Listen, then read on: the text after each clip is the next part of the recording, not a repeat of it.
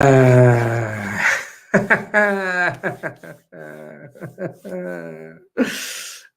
ladies and gentlemen, Agent John Obi Mikel. Do you know what?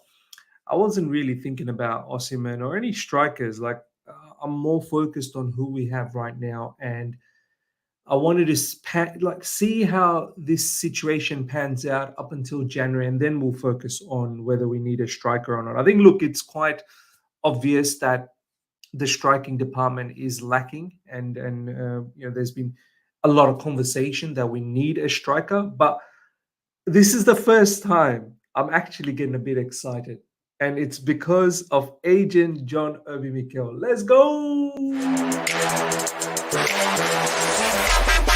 All right. Here we go, back again on the other side of the coin. All right, welcome back to the other side of the coin, ladies and gentlemen. Check this out. John Obi Mikel to Victor Osimhen. It's not the time to go to Saudi. I don't know why he would even think about Saudi. I know there's a lot of money, and that level of money will definitely change Osimhen's lifestyle, not just his lifestyle. I think generations to come, his family and everyone, it will completely change their life. But I don't think he should consider going to Saudi as yet. There's so much he needs to still accomplish in the European stage. So I think it'll be a bit premature for him to go to Saudi. Next season, I know you're going to come to Chelsea. I'm going to be the agent to broker that deal. You're 100% coming to Chelsea. Osimhen laughs. This is coming from John Obi Mikel's podcast. Do give it a follow and do check out his podcast. Amazing content coming out from there. Look, what am I going to say here? I think this guy might be instrumental, I think John Obi Mikel could be instrumental in order for us to get someone like Victor Osimhen. I just thought someone of his caliber, one, financially, it's going to be very difficult. But then again, has finance ever had any sort of issue on us? No. Chelsea new owners have shown that finance is not the problem. We always find fancy ways of getting deals done. January, getting a top player like Osimhen away from Napoli, can that happen? Can we perhaps even imagine for that to happen? Maybe, perhaps. Do you know what I mean? Like, Napoli at the moment are struggling. I think they're on the verge of getting rid of their manager. In the Champions League as well, they don't look as strong as what they looked last season. So there could be a situation that we could prize away Victor Osimhen from that particular club. Negotiating with Napoli is not easy. That's another hurdle. De Laurentiis, the president of or chairman of Napoli, it's always difficult to do deals with Napoli. I think this is more of a summer situation for us, but look, it all depends. This is how I look at this situation. It all depends how Nicholas Jackson and Armando Broja, how they can perform in the month of November. After this international break, we've got Newcastle, we've got Brighton, we've got Man United, we've got Newcastle in the Carabao Cup quarterfinals as well. And there's some plethora of games that's coming up until Christmas. It's very important to see how Nicholas Jackson and Armando Broja can perform in these matches and in this very, very crucial part of the season. And I think that will dictate. Look, I think the words are written on the wall already, in the sense that a lot of the Chelsea fan base, they want a new striker. And I'm sort of getting on board that we probably need that elite striker. This team that we have right now, which is, we can now finally believe, as I've been saying. If you've missed out on my latest stream, do check that out. That was the last stream where I spoke about, I think, finally, I'm believing in this project. So the caliber of players that we have, the caliber of players that are going to come back from injury in the likes of Nkunku, then you add someone like Victor Osimhen in the mix, I think it's a recipe of creating something phenomenal. Look, should we be patient with Nicholas Jackson and Armando Broja? Of course. I wish the circumstances were right for us to be patient, but we've got things to achieve. We need an elite level striker that's going to bang in goals. That's going to be the X factor for us. I think we lack that with Armando Broja and Nicholas Jackson. I'm not giving up on them. I absolutely love them. I want to back them. I think there is still room for Nicholas Jackson, 100%, even when you get a striker in, because you do need a secondary striker that can come off the bench, Hopefully we make it into some sort of European level of football next season, whether it's Champions League, whether it's Europa League. Look, I don't want Conference League, but if that's the case, that's the case. You need backup strikers. So, Nicholas Jackson, I think, has a role to play, and he can still develop as he continues his Chelsea career. Armando Broja, if you get a new striker in, I think that might be it, with him at Chelsea Football Club. But I believe so much in Armando Broja. I believe in him so much. Look at what he did yesterday, coming off the bench against Manchester City, winning that penalty. And we've seen the quality. The issue is obviously the big injury that Armando Broja had, how he's going to, continue with that at Chelsea.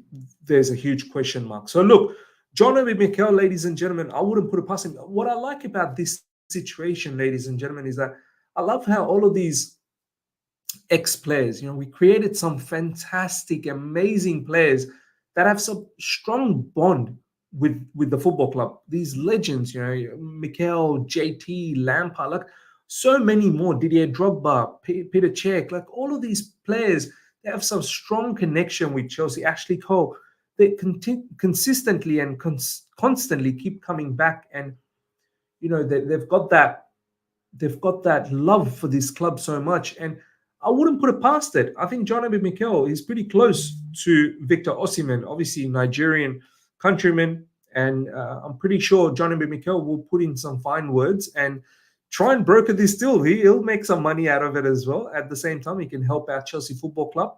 And I think his interest, John Obi Mikel's interest, is pure. It's not of one that is simply trying to get some brokerage done over here. I don't think that's the case. I think he sincerely wants to bring in this absolute devastating striker to Chelsea Football Club and help out Chelsea's cause. So let's see what happens, ladies and gentlemen. This is the first time I'm actually getting a bit excited about this situation. All this time I was like, is this really possible? We don't have European football. I know Osimhen likes Chelsea, but he also has some sort of feeling towards Manchester United as well. I'm not really certain whether Manchester United is going to go for a striker. They've got themselves Højlund. But Victor Osimhen, of course, would be a sensational signing. It will make us... It will elevate us to a different level. So let's see what happens, ladies and gentlemen. Let me know in the comment section if you guys are excited about this particular situation that is brewing with John Obi Mikel, perhaps being the agent in this particular transfer move. So let's see what happens. John Obi Mikel is doing his shenanigans online as well. Check this out on his Instagram story, CFC fan page. Do give CFC fan page a follow on Instagram if you haven't already.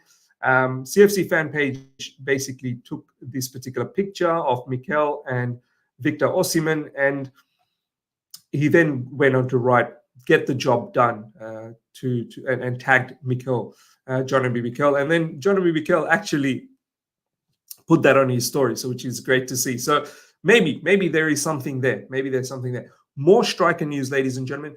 Chelsea are not focused on Santiago Gimenez. They are looking at other names. They are aware, though, Gimenez could be available for 45 million euros. Nothing concrete or ongoing. This is coming from Fabrizio Romano. So all the people that are excited about Santiago Gimenez, who've been also tagging me in some of his clips and putting some comments saying, "Hey, Miz, what about this particular player?" I've not seen anything about Santiago Gimenez. I've not followed him, so don't know too much about him, but he's another option. But looks like this is something that Chelsea are not looking at the moment. So all the people that have been wanting to know about Santiago Gimenez. Next up, ladies and gentlemen, I want to do a separate video on this. Maybe we'll do a live stream on this particular situation tomorrow. I think this is a bit of an injustice that's happening with Raheem Sterling. I don't know why he's not in the England squad. Honestly, it's mad. In recent times, Raheem Sterling has been flying. The way he attacks opposition directly, taking 1, 2, 3 players on. Incredible, scoring goals as well, assisting as well. This is what Rio Ferdinand is saying. Free Sterling. Free my guy. I don't know what he's done. I don't know what's happened, but for him not to be in the England squad is beyond me. He's got more goal involvements than Rashford and Grealish put together. Free him. It's mad. It's mad. Look, this Gareth Southgate, mate, like, it's mates rates for him. Harry Maguire gets selected all the time. there are other players also consistently keeps getting selected. And Calvin Phillips is another one. These guys don't even play well for their club. Some don't even play, and they keep getting selected. There is something wrong here. I'm not going to say the word, but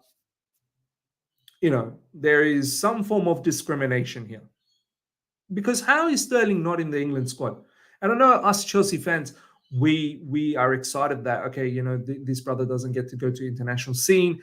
He can be safe at Chelsea, no injuries, this, that, the other, no problems. But I like to see our players make it into the international scene because I feel like it just grows their confidence a lot more.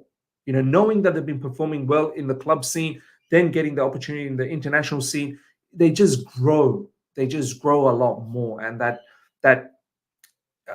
feeling, I want that particular player to have that. Do you know what I mean? I want them to feel that they're on top of their game at the moment. Not making into the international squad for someone like Raheem Sterling, it will be somewhat disappointing, and that kind of thing sometimes seeps into your domestic football for Chelsea Football Club. So look, I find this strange how Raheem Sterling is not in the England squad. Let me know once again in the comment section. Does he deserve to be in the England squad? Next up, ladies and gentlemen, breaking Cole Palmer. We touched upon this in the stream earlier today, but I want to focus a lot more on this. Cole Palmer has been called up to the England squad.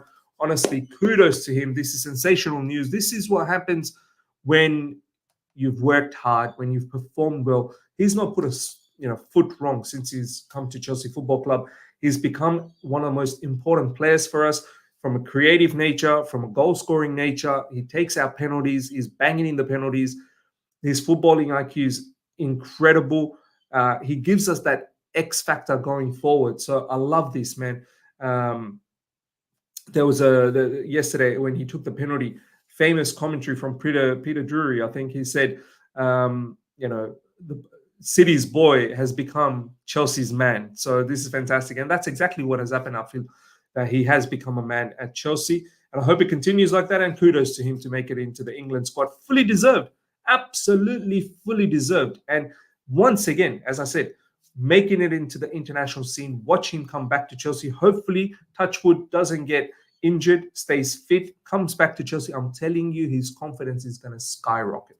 Absolutely going to skyrocket. The fact that he's been able to represent England off the back of performing so well for Chelsea, he's only going to want to give back to Chelsea a lot more. So this is great news. I love it. Last but not least, ladies and gentlemen, Levi Colwill will be assessed today by doctors over his availability for England. This comes from Nizar Kinsella.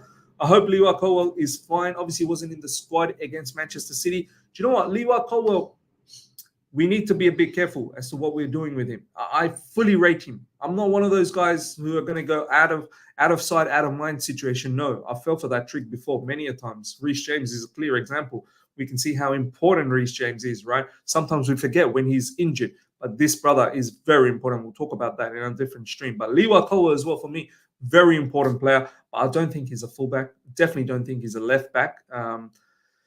We need to start playing him in the centre-back position, but the competition is heating up in the centre-back position. There's Thiago Silva, there's Desai, there's Buddy Shield. Now we're going to throw in Levi Colwill because I feel Cucurella has really starting to cement his position in the left-back position. So let's see what happens.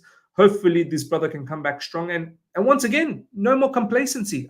Maybe Levi Colwill might have felt a little bit of complacency that he's always going to start. Maybe this situation that has happened to him now, it will kick him up as well and make him want to perform every single week from the training session to the match, and it will only make him better. So, ladies and gentlemen, let me know what your thoughts are in regards to Levi Colwill's situation. Do you see him being a left back going forward, or do you see him being a centre back? Whose position does he take? Or is he going to find stiff competition in that centre back position?